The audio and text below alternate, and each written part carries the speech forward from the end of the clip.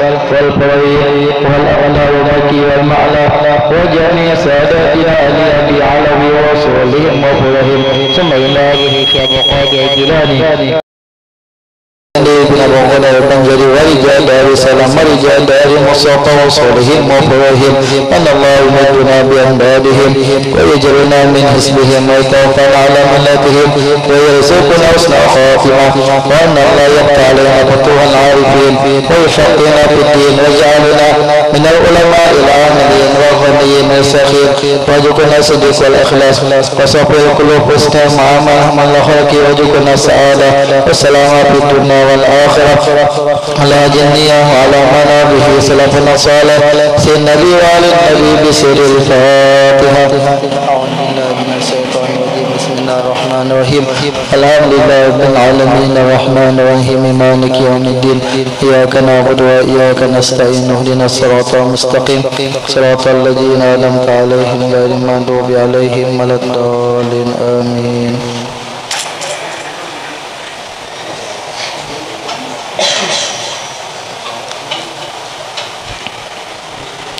Jangan Hasan, satu Hasan juga. Ya, anak seman aja seman, satu hal gana, ya seman, gana.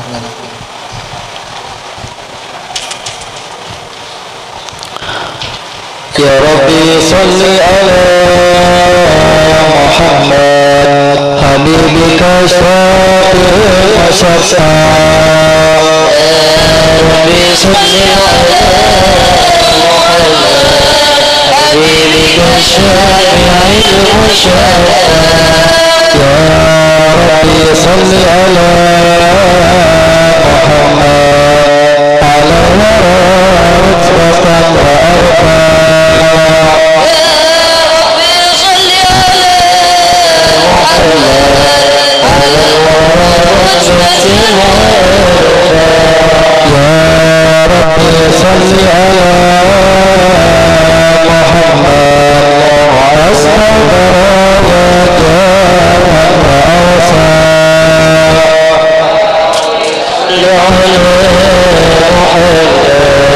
اسم الورايا جالسا.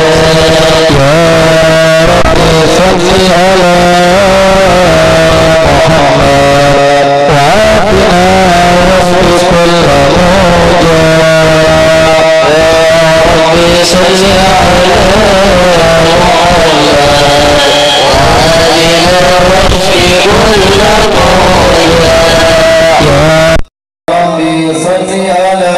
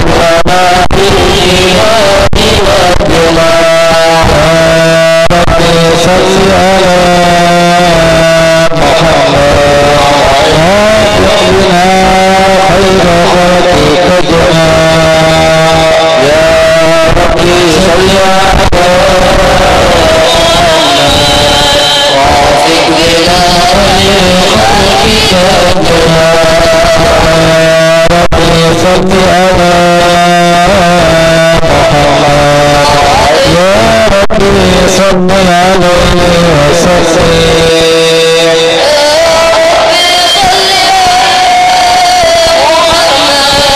يا ربي صل عليه وسلم السلام عليك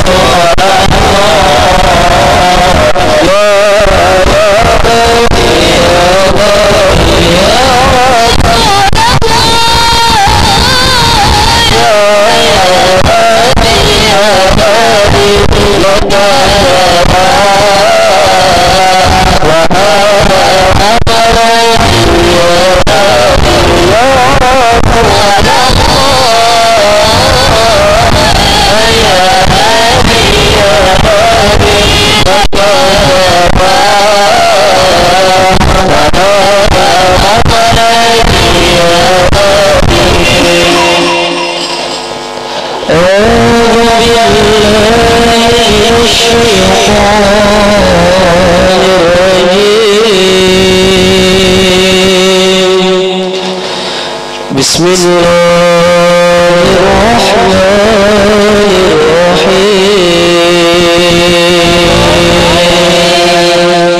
إنا فتحنا لك فتحا مبينا ليغفر لك الله ما تقدم من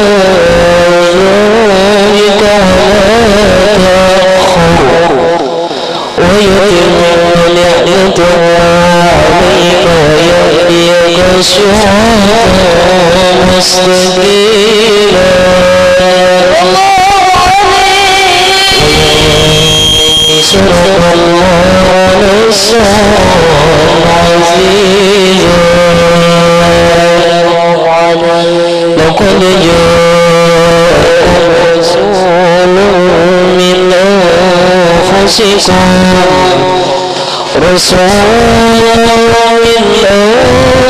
أنفسكم عزيز عليه ما عنتم حريص عليكم بالمؤمنين رؤوف رحيم وإن تولوا فقل حسبي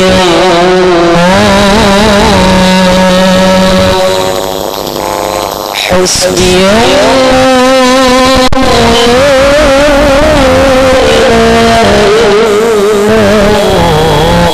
عليه توكلت ورب العرش العظيم إن وملائكته يصلون على النبي يا أيها الذين آمنوا صلوا عليه وسلموا تسليما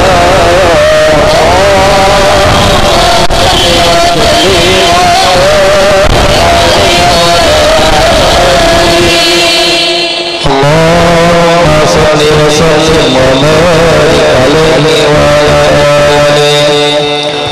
الحمد لله الذي هدانا وبه الرحمن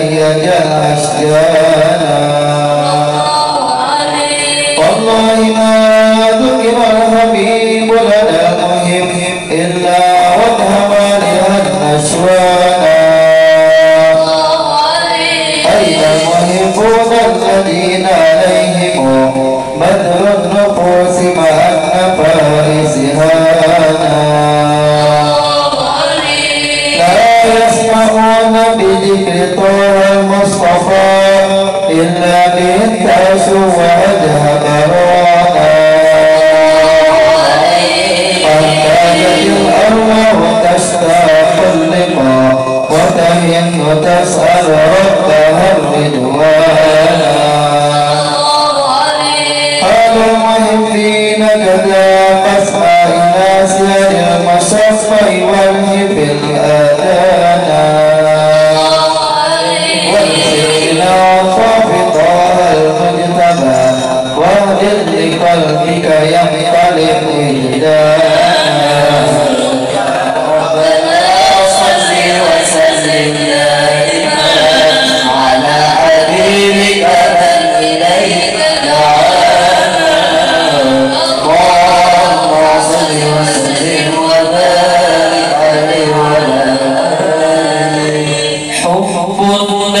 به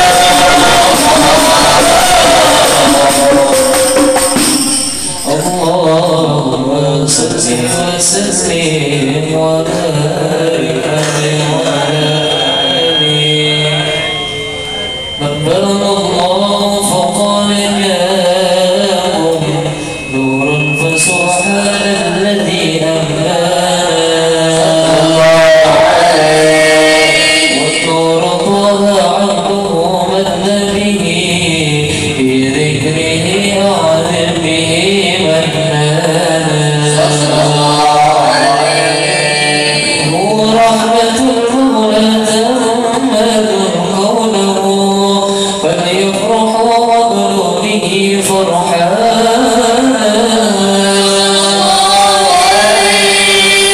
واستمسكا بالوروة المسقى ومعتصما بحبل الله من أنشانا واستبشرن أول ممكن متى كنت نبيا قال آدم كان بين التراب وبين ماء فاستفيق من غفلة أنت وقد يقضانا وانظر إلى أسرار ربي لم يزد ينقلني بين الخيار وصانا لم تمتلك من شعبتين إلا أنا في خيرها حتى بروزي أنا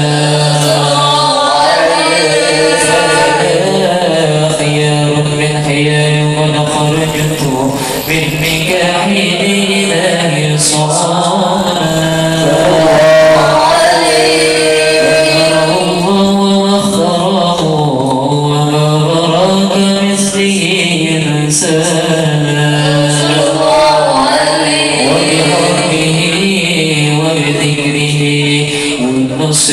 والتوكيل رب الأرش قد أوصانا يا ربنا صل وسلم دائما على حبيبك من إليك دعانا اللهم صل وسلم وبارك عليه وعلى هذا وقد نشر الإله موته في الكتب بينا لنا تبيانا وميثاق النبيين لما آتيتكم من حكمتي إحسانا وجاءكم رسولنا لتؤمنون وتنصرون وتصلحون أعوانا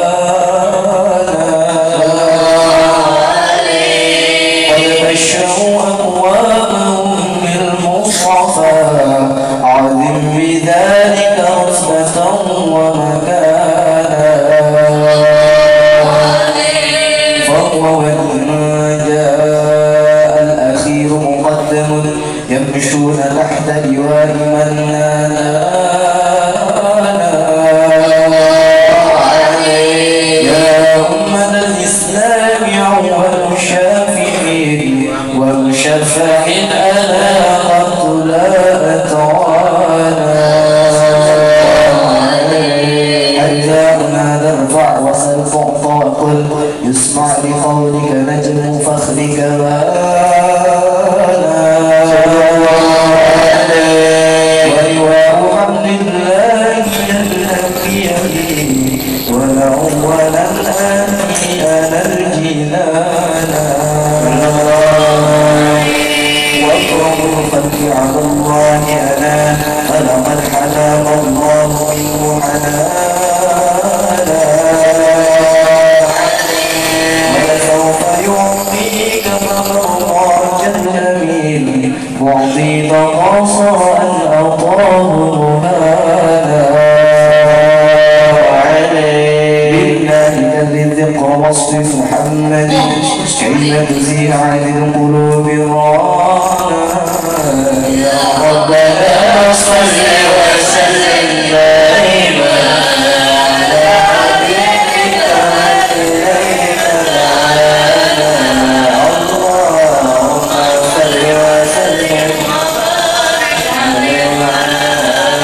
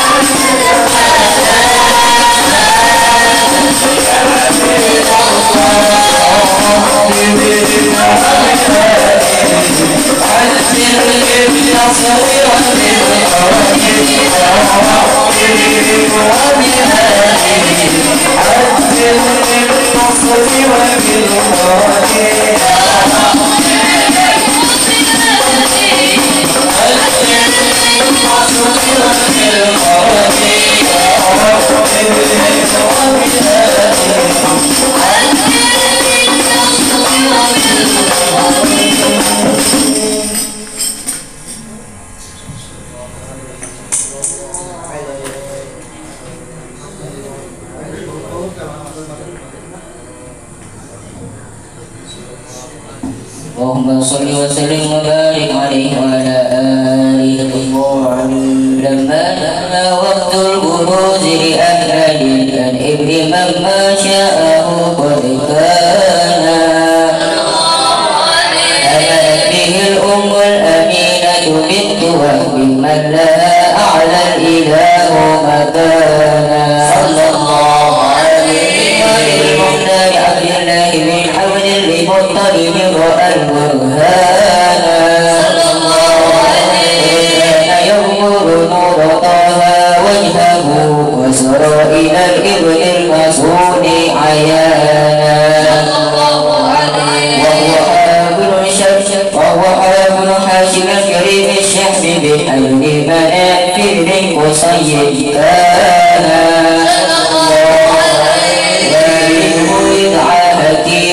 شأنه قد اعتدى أعزز بذلك شانا. وقف أصول المصطفى حتى ترى في سلسلات وصوله عينانا. وهناك كف واعلم بربه إلى السماع كان للآب معوانا. وحينما حملت به لم تشكو شيئا يأخذ بسوانا. وإلى أمر من رب السماء أقصى الأذى والهم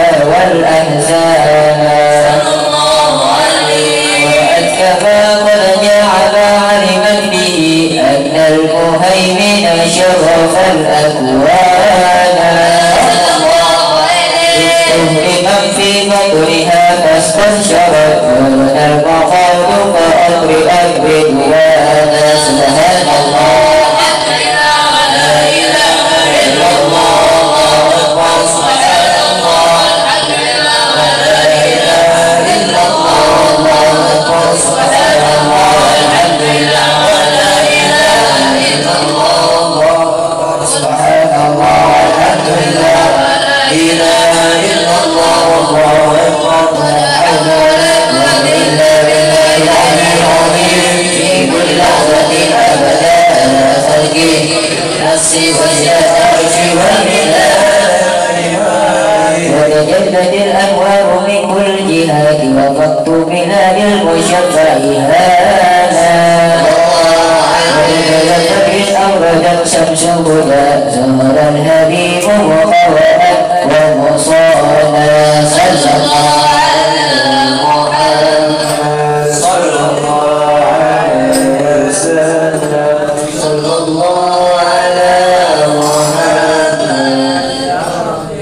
صلي وسلم يا نبي سلام عليك يا رسول سلام عليك يا حبيب سلام عليك يا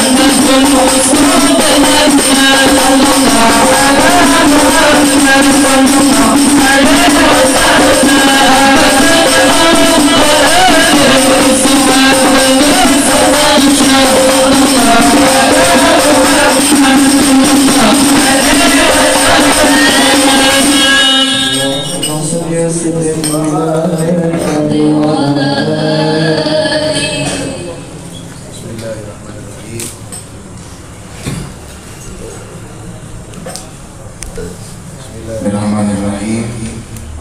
Alhamdulillahirrabbilalamin.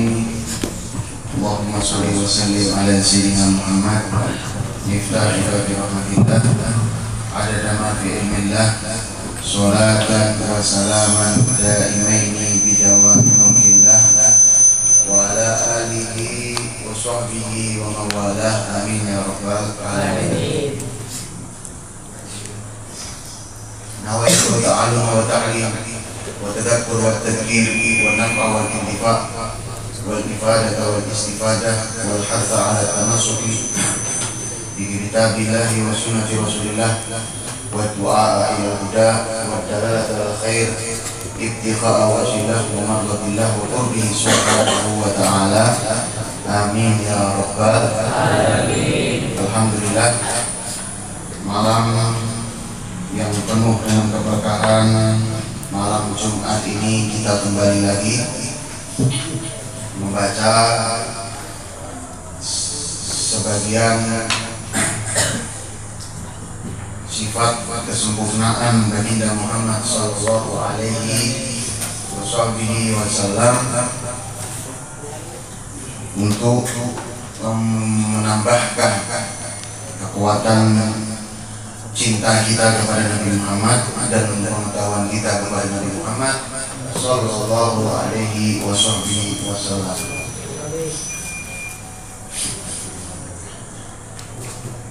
Kitab Muhammad Insanul Kamil di Sayyid Imam Muhammad Al-Alwi Al-Maliki bila anqal Kamalul Adli Al-Muhammadi, kesempurnaan akal Nabi Muhammad sallallahu alaihi wasallam. Kita akan bahas seberapa besar kesempurnaan yang Allah berikan kepada Nabi Muhammad sallallahu alaihi wasallam. Insanun kamil, manusia yang sempurna.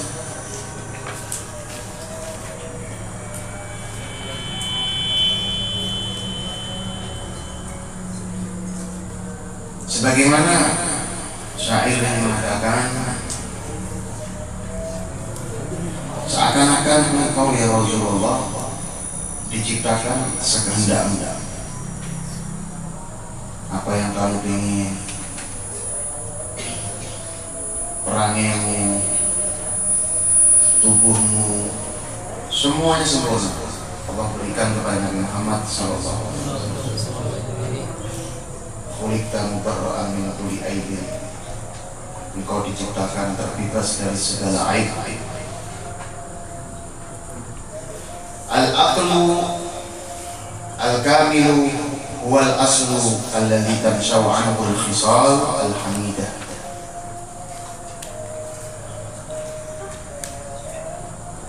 Al-aqlu al-kamilu huwal aslu alladhi tansha'u anhu al-khisal al-hamidatu wal mawahib ar-rashidah.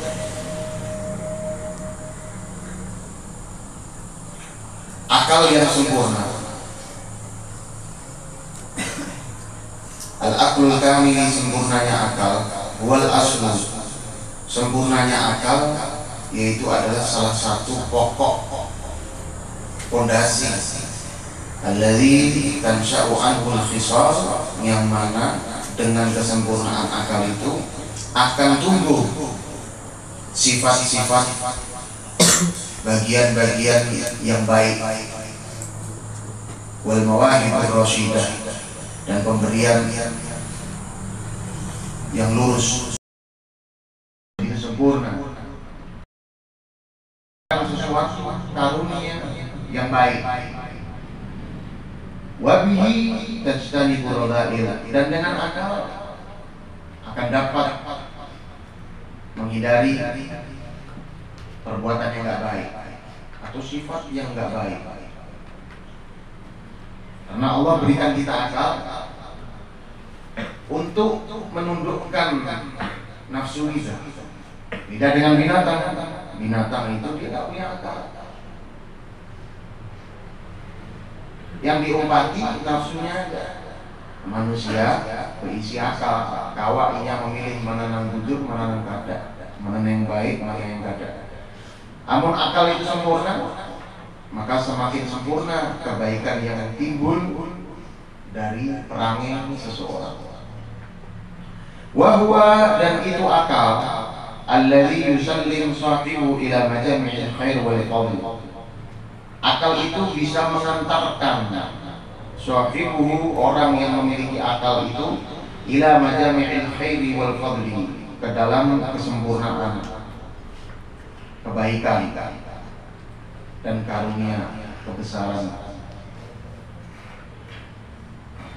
Dengan akal, orang itu bisa mendapatkan segala kebaikan dan kelebihan. Kama warada fi hadis, sebagaimana dalam hadis Islamu Khalid bin Walid hina dakhala ala Rasulillah sallallahu alaihi wasallam fasallama alaihi bin nubuwah.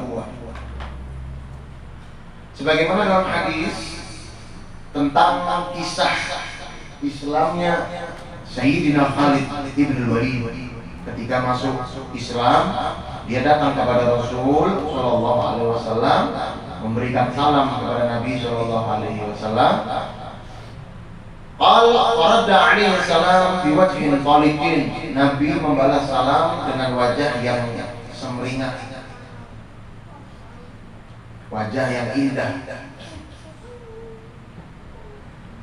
Faqultu, maka berkata Khalid bin Walid, inni asyhadu an la ilaha illallah wa annaka Rasulullah. Aku bersaksi engkau tidak ada Tuhan selain Allah dan engkau adalah Rasulullah sallallahu alaihi wasallam.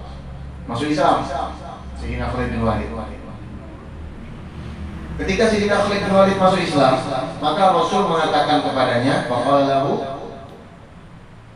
ta'al, kemarilah. Fa'aqbala, maka datanglah Khalid bin Walid. Faqala Rasulullah sallallahu alaihi wasallam berkata, alhamdulillah alladzi hadak. Syukur benar engkau telah diberi oleh Allah petunjuk. Fakuntu, aku bahari aralaka aklan, melihatmu wahai Khalid memiliki akal yang hebat. Khalid bin Walid ini termasuk dulu sebelum masuk Islam, dia panglima perangnya orang-orang kafir Quraisy ketika perang Uhud. Ketika sahabat yang diperintah oleh Rasul di atas bukit Uhud jangan turun sebelum ada komando, tetapi ternyata sebagian pemanah di atas bukit turun. Khalid memiliki akal yang sempurna, yang hebat. Dia merubah strategi perang untuk putar balik, sehingga ketika itu Islam sempat dalam keadaan tertekan. Ini Khalid bin Walid, Sayyidina Khalid bin Walid ini memiliki suatu pemikiran yang cemerlang. Ketika masuk Islam, Rasul mengatakan, kuntu aralaka aklan, aku melihat engkau ini cerdas. Rajautu an la yusallimaka illa khair, aku mengharap engkau itu tidak menyerahkan kepadamu kecuali sesuatu yang baik. Ya, alhamdulillah dia datang masuk Islam. Dia datang kepada Rasul masuk Islam dan Rasul pun memuji. Aku melihat engkau itu bahari cerdas, engkau cerdas. Aku berharap engkau itu masuk ke dalam agama yang baik, agama Islam. Rawat Tabrani an Qurrah bin Hubairah radhiyallahu anhu annahu ata Khalid an-Nabiyya sallallahu alaihi wasallam. Diriwayatkan oleh Tabrani, Sayyidina Khalid datang kepada Nabi sallallahu alaihi wasallam. Faqal, berkata Sayyidina Khalid, innahu kana lana arbab wa rubat na'buduhunna min dunillahi azza wa jalla. Innahu kana lana arbabun wa rubat na'buduhunna min dunillahi azza wa jalla. Dulu aku punya Tuhan-Tuhan yang aku sembah mereka selain Allah. Fada'awnahunna falam yujibna. Kami berdoa kepada mereka, Tuhan-Tuhan kami bahari, tapi tidak mengabulkan doa kami. Wa sa'alnahunna falam yu'tina. Kami meminta kepada mereka, tapi mereka tidak memberi. Faji'na fahadanallahu bika wa nahnu na'budullah. Kami datang, Allah memberi kami hidayah berkatmu, dan kami menyembah Allah Subhanahu wa taala berkat Rasul sallallahu alaihi wasallam. Maka Rasulullah sallallahu alaihi wasallam, qad aflaha man ruziqa lubba, maka beruntung orang yang diberi akal yang cerdas. Ya. Nah, beruntung orang yang diberi akal yang cerdas. Karena apa? Pada dasarnya kita semua itu diberi akal untuk paham siapa Tuhan kita. Namun bubuhan kita nyaman, lahir kulitan Islam, lahir bapak sudah muslim, ibu muslimah. Namun kawan kita yang ada di Inggris, Amerika, sebagian ibunya bukan muslim, bukan muslimah, ayahnya bukan muslim. Dia lahir, dia mencari kebenaran dengan akalnya sendiri. Dia dilahirkan dari keluarga Nasrani. Ketika mereka sudah tumbuh dewasa, mereka berpikir. Di antara mereka ada yang akalnya cerdas, dan mereka tahu tiada Tuhan selain Allah. Dia melihat bumi begitu besar, gunung begitu kokoh, langit tanpa yang menyangganya, lautan begitu luas, ditundukkan untuk manusia. Dia melihat kebesaran Allah pada dirinya, sehingga dia menyatakan tiada Tuhan selain yang Maha Esa, yang tidak menyerupainya, yang Maha terdahulu. Nah, itu Allah Subhanahu wa Ta'ala. Inilah Allah berikan akal kepada manusia supaya mereka itu bisa berpikir. Ya, Allah berikan akal supaya apa? Supaya berpikir bagi yang mau berpikir. Tidakkah cukup usia kita itu untuk berpikir? Ada yang diberi 20 tahun meninggal, ada yang diberi 30 tahun, 40 tahun. Awalam nu'amirkum man yatadzakkar fihi man yatadzakkar. Tidakkah aku Allah telah memberimu usia yang cukup bagimu untuk berpikir, bagi yang mau berpikir. Berpikir apa? Berpikir bahwasannya dunia ini sementara, akhirat selamanya. Berpikir tiada Tuhan yang pantas disembah kecuali Allah.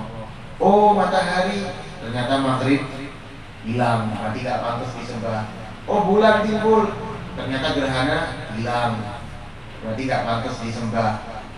Oh, api, oh laut, oh hujan, ada yang pantas disembah. Semuanya adalah makhluk ciptaan Allah Subhanahu wa Ta'ala. Nah, jadi Rasul memuji Khalid bin Walid ketika masuk ke dalam agama Islam dengan pujian qad aflaha man ruziqa lubba. Man ruziqa lubba. Beruntung orang yang telah diberi akal yang cerdas. Ya. Walaqad balagha sayyiduna Muhammad sallallahu alaihi wasallam Rasulullah Walaqad balagha sayyiduna Muhammad sallallahu alaihi wasallam Rasulullah ta'ala min arjahiyatil aqli wa kamalihi ghayatil quswa allati lam yablugha ahadun siwahu.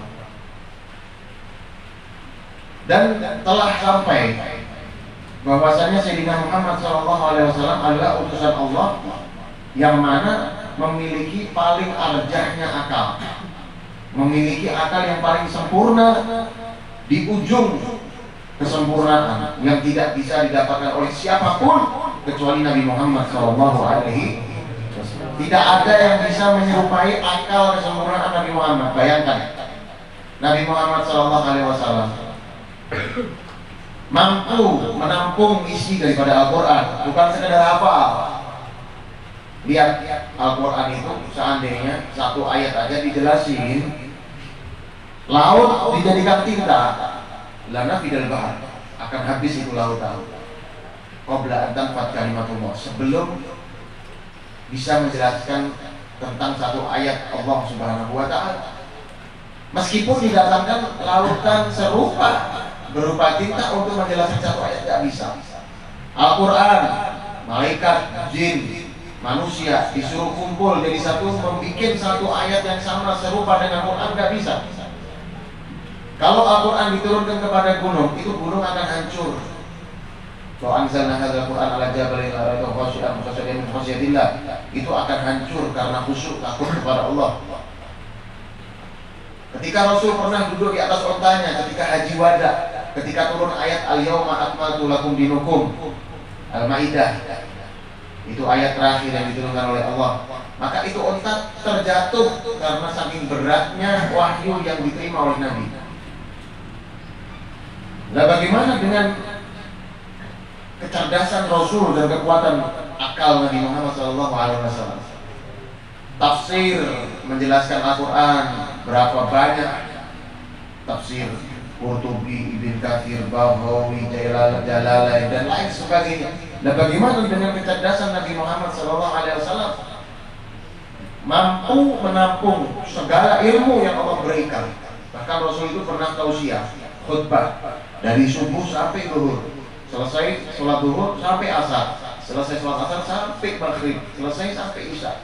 Rasul mengatakan, tanyakan kepadaku apa yang akan kamu tanyakan. Ada yang berdiri, ya Rasulullah, di mana tempatku? Tempatku ada di neraka. Semua ditanyakan dan semua dijawab oleh Rasulullah SAW. Sampai sahabat pernah mengatakan, yang diriwayatkan oleh Abi Darda, laqad tarakna Rasulullah SAW wa ma fis sama'i ta'ir yatiru bi janahihi illa dzakara lana fihi ilma. Sungguh Rasul telah meninggalkan kami dan tidaklah apapun yang ada di langit, burung yang terbang dengan kedua sayapnya, kecuali Rasul telah mengajarkan kepada kami semua tentang ilmunya. Bahkan burung pun yang terbang dengan kedua sayapnya, Rasul telah mengajarkan kepada kami ilmunya. Artinya apa? Artinya akalnya Rasulullah SAW sangat sempurna dan ilmunya sangat luas. Tidak ada yang mampu menandingi Nabi Muhammad SAW. Sealim apapun waliullah, kutub, aulia, tabi'in, sahabat, tak ada satupun yang bisa menandingi, menyerupai, mendampingi, serupa dengan satu sifat, gak bisa. Tidak ada yang serupa dengan Nabi Muhammad SAW. Ya. Nah, wadzalika bi ni'matillahi ta'ala wa fadlihi alaihi sallallahu alaihi wasallam. Ini karena kenikmatan yang Allah berikan kepada Nabi Muhammad sallallahu alaihi wasallam. Maka Allah berfirman dalam Quran, Nun wal qalami wa ma yasturun. Bersumpah dengan qalam. Nun huruf hijaiyah, huruf nun, wal qalam, qalam yang dibuat untuk Allah. Allah memiliki qalam di Lauhul Mahfuz. Wa ma yasturun, dan apa yang tertulis. Wa ma anta bi ni'mati rabbika bimajnun. Dan sungguh engkau dalam kenikmatan Allah, engkau bukanlah orang yang gila. Artinya apa? Anta fi a'la mustawa min kamalil aql wa sumu'il fikir. Engkau dalam kedudukan sempurnanya akal dan tingginya fikir. Engkau bukan orang gila sebagaimana yang dikatakan oleh orang-orang kafir. Orang-orang kafir bahari ketika melihat kecerdasan Nabi Muhammad, apalagi melihat mukjizat Rasul, di antara mereka yang hatinya telah ditutup, mereka mengatakan engkau ini hanya tukang sihir, engkau ini hanya orang gila. Allah sendiri yang memuji, Allah yang menafikan engkau itu dalam kenikmatan besar dari Tuhanmu, engkau bukan orang gila. Walaqad aqsama subhanahu biqaulihi nun. Allah bersumpah dengan kalimat nun, wa huwa al-madad ilahi al-fayyad, yaitu adalah karunia dari Allah yang begitu melimpah. Wabil qalami al-awwal al-mustafid, dengan qalam yang pertama yang tersebar. Wabima satarahu al-musattirun fil mustawa al-a'la, dengan penulis yang tertulis di dalam lembaran yang tinggi. Alladhi sami'a Rasulullah sallallahu alaihi wasallam fihi sarifi aqlamih wa ma tasquruhu al-aqlam al-mustamiddah min al-qalam al-awwal, yang pernah didengar oleh Nabi Muhammad sallallahu alaihi wasallam sarif aqlami, goresan-goresan daripada qalam, dan apa yang tertulis, yang telah tertulis di dalam qalam, dari qalam awal di Lauhul Mahfuz. Artinya apa? Semua diketahui oleh Nabi Muhammad sallallahu alaihi wasallam. Allah memberikan kelebihan kepada baginda Muhammad sallallahu alaihi wasallam. Uqsim bihadzal qasam al-'azim ala si'ati aqli hadzal rasulil karim, rasulil karim wa ana laysa fihi sya'ibatun junun. Bersumpah dengan sumpah yang begitu besar atas keluasan akal Nabi Muhammad sallallahu alaihi wasallam. Sungguh Nabi tidak memiliki sedikit pun syaibah, cacat atau kegilaan. Wa inama huwa su'ibul aql akmal wal ilm al-wasi' al-afdal. Nabi memiliki akal yang sempurna, ilmu yang luas, yang paling afdal. Wa annahu kaifa la yakun aqluhu fawqa kulli al-uqul. Bagaimana tidak akalnya melebihi segala akal yang lain? Kenapa? Waqad an'ama Allah 'alaihi wa akramahu fa khassahu bi nubuwwah al-jami'ah. Allah memuliakannya, menspesialkannya, mengkhususkannya dengan kenubuwahan, kenabian wal khatimati war risalah, dan penutup daripada Rasul, war risalatil amah, wa nuzulil Quran, turunnya Quran pada diri Nabi Muhammad, al-jami'il ulumi kulliha, yang terkumpul segala ilmu dalamnya. Wa inna hadhihi ni'am la yahtamiluha illa man khassahu Allah Ta'ala bi akmalil uqul wa arjahiha. Ini nikmat tidak bisa diemban oleh siapapun kecuali yang Allah sempurnakan akalnya dan kecuali akal yang paling hebat. Sehingga walida akal dikatakan wa ma anta bi ni'mati rabbika bimajnun, engkau itu bukan orang gila, engkau hanya dalam kenikmatan dari Tuhanmu. Ma anta bisababi ni'mah rabbika alaik binubuwah wal risalah wal Qur'an yujami anwa'il ulum wal hikmah, ma anta bimajnun. Bukan karena sebab Allah berikan kenikmatan kepadamu, Allah berikan kenabian, Allah berikan kerasulan, Allah berikan Quran, Allah berikan segala hikmah dan ilmu, kemudian engkau disambati gila. Tidak. Ma'anta bimajnun, engkau bukan gila. Ini Allah sendiri yang melawan, yang memuji, enggak terima Nabi dikatakan seperti ini. Bahwa yunafi ma ikhtalaqahu a'da'uh, ini meniadakan apa-apa yang ikhtalaqahu a'da'uh, dikarang-karang, dibuat-buat oleh musuh-musuh Nabi sallallahu alaihi wasallam. Mereka mengada-ngada, oh itu gila, oh itu sihir. Wajibit lahu bidalil al-qati' arjahiyatul akli wal hikmah, sehingga ditetapkan dengan dalil yang sangat-sangat jelas kelebihan akal dan hikmah Nabi Muhammad sallallahu alaihi wasallam. Wa dzalika man uhiya ilaihi al-Qur'an al-jami' al-ulum wal ma'arif wa uhiya ilaihi al-hikmah al-'aliyah, diberikan wahyu Quran. Bagaimana mungkin Nabi bisa mengeluarkan kalimat-kalimat yang indah? Sayyidina Umar bin Khattab, beliau masuk Islam karena apa? Karena mendengar surat yang dibaca oleh adiknya ketika membaca ayat Toha, surat Toha. Sayyidina Umar mendengar, ini nggak mungkin manusia bisa membuat kalimat-kalimat seperti itu. Ini pasti bukan manusia yang bikin.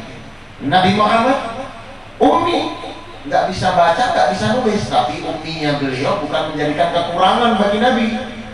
Ini sebagai mukjizat, pembuktian, penjagaan Allah terhadap Al-Quran sehingga tidak bisa disanggah oleh orang-orang kafir. Al-Quran karangan Nabi Muhammad, sedangkan Nabi nggak bisa baca, nggak bisa tulis, ummi.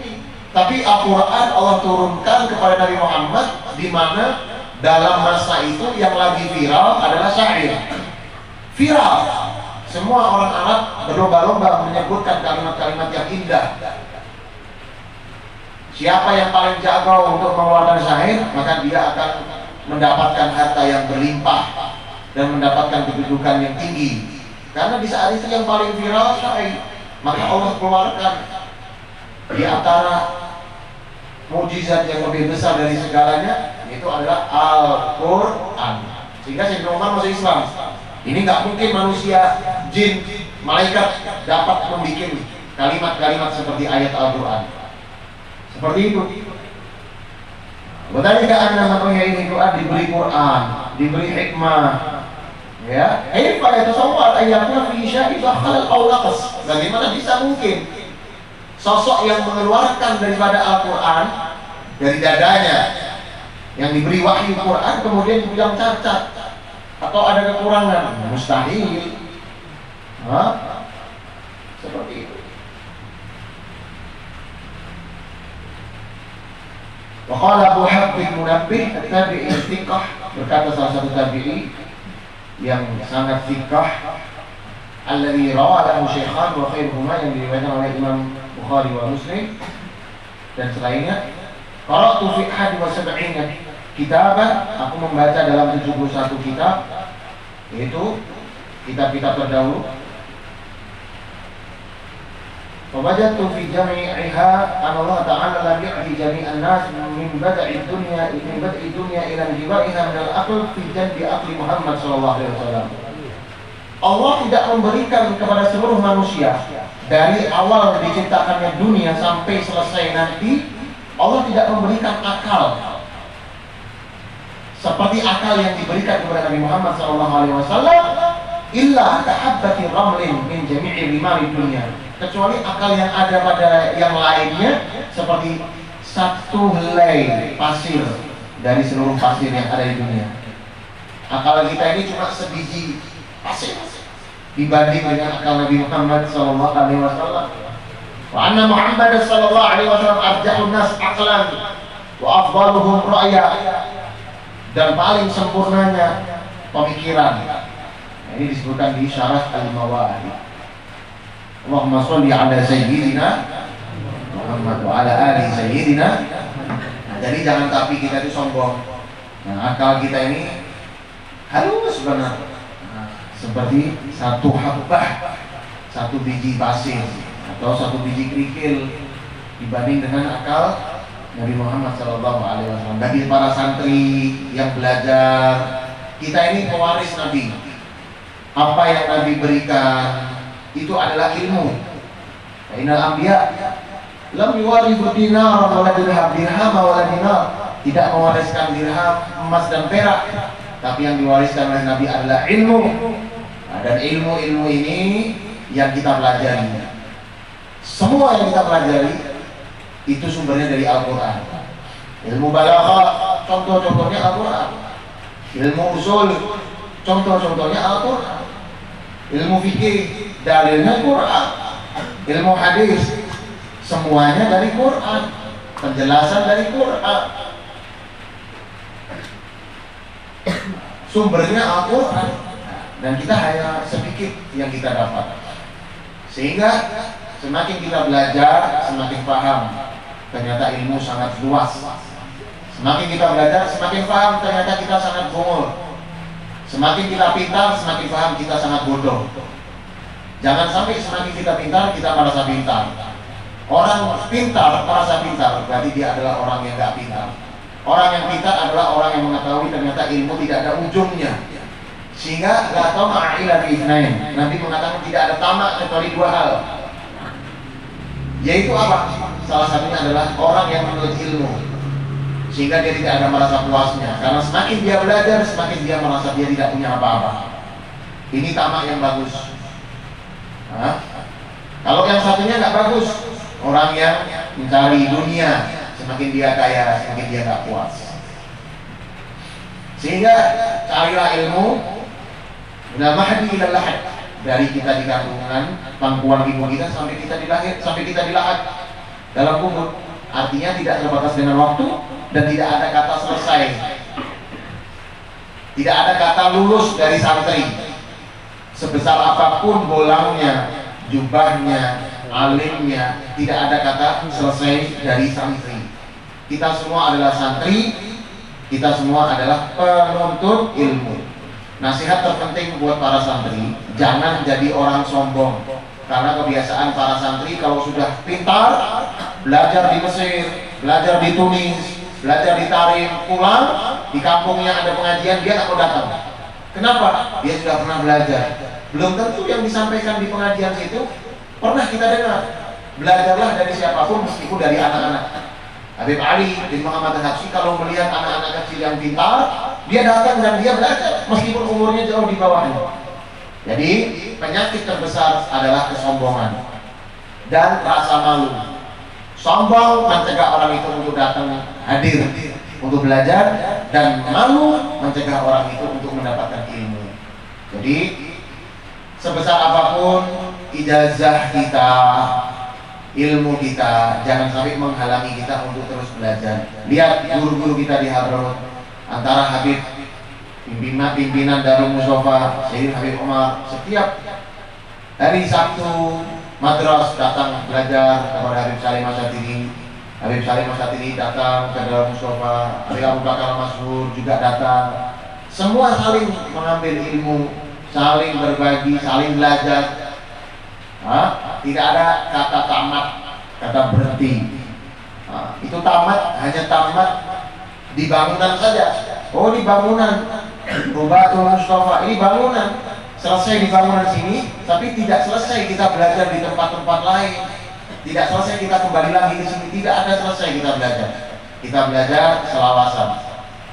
Tidak ada Mahadewa guru terus dia nggak belajar. hati-hati.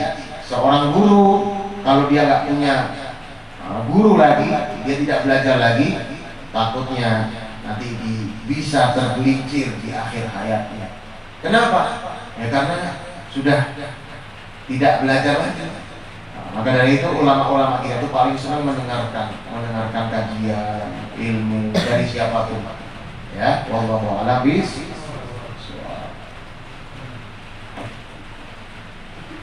Bismillahirrahmanirrahim. Alhamdulillahirabbil alamin. Allahumma shalli wa sallim ala sayyidina Muhammad wa ala ali sayyidina Muhammad. ولقد أشرت للعهد من أوصافه وتحيي القلوب تهيج أسدانا والله قد أثنى عليه فما يسوي القول منا أو يكون ثنانا لكن حبا في السرائر قد دعا لمديح صفة ربنا وحدانا وإذ ابتززنا بالمودة هاهنا نرفع أيدي فقرنا ورجانا للواحد الأحد العليم إلهنا متوسلين بمن إليه دعانا مختاره وحبيبه وشفيه جين الوجود به الإله حبانا يا ربنا يا ربنا يا ربنا بالمصطفى اقبلنا أجب دعوانا أنت لنا يا ذخرنا في هذه الدنيا وفي أخرانا أصلح لنا الأحوال واغفر ذنبنا ولا تؤاخذنا فينا خطانا واسلك فينا بنهج طه المصطفى ثبت على قدم الحبيب خطانا أرنا بفضل منك فرحة أحمد ببهجة نحين الرضا ترعانا واربط به في كل حال حبلنا وحبال من ود ومن والانا والمحسنين ومن أجاب رداءنا وذوي الحقوق وطالبا أوصانا والحاضرين وساعيا في جمعنا ها نحن بين يديك أنت ترانا ولقد رجوناك فحقق سؤلنا واسمع بفضلك يا سميع دعانا وانصر بنا سنة فضاح في بقاع الأرض واقمع من عادانا وانظر إلينا واسقنا كأس الهنا واشف وعافي عاجلا مرضانا واقضي لنا الحاجات واحسن ختمنا عند الممات وأسمع عقبانا يا ربي واجمعنا وأحبابا لنا في ذلك الفردوس يا رضوانا يا ربي واجمعنا في ذلك الفردوس يا ربي واجمعنا وأحبابا لنا بالمصطفى صل عليه وآله ما حركت ريح الصلاة أبصانا سبحان ربك رب العزة عما يصفون وسلام على المرسلين والحمد لله رب الصلاة والسلام عليك يا سيد المرسلين الصلاة والسلام عليك يا ختم النبي الصلاة والسلام عليك يا من أرسل الله رحمة للعالمين ورضي الله تعالى عن أصحاب رسول الله أجمعين آمين. Kita doakan mudah-mudahan siapapun guru-guru kita panjang umur ya. Khusus Mudirul Ma'had Guru Suhaiji, mudah-mudahan Allah panjangkan umurnya sehat walafiat, dan orang tuanya dan siapapun para ketua tokoh masyarakat yang hadir, mudah-mudahan Allah panjangkan umurnya sehat walafiat, Allah berikan keberkahan dalam hidupnya, Allah lancarkan dakwahnya, Allah lancarkan rezekinya, Allah lancarkan segalanya ala hadiniah maupun jahilah salihah bisiril Fatihah.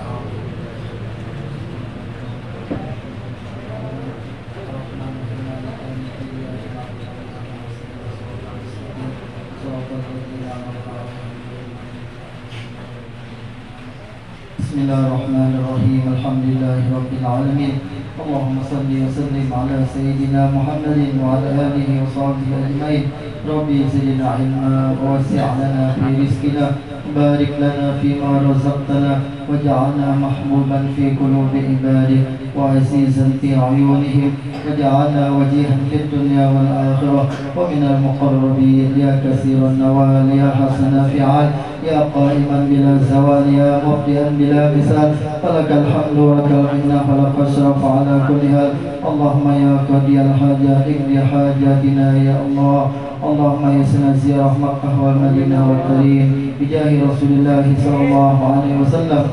يا ربي بالمصطفى بلغ مقاصدنا واغفر لنا ما مضى يا واسع الكرم يا ربي بالمصطفى بلغ مقاصدنا واغفر لنا ما مضى يا واسع الكرم يا ربي بالمصطفى بلغ مقاصدنا واغفر لنا ما مضى يا واسع الكرم سبحان ربك رب العزة عما يصفون وسلام على المرسلين والحمد لله رب العالمين. تقبل الله منكم.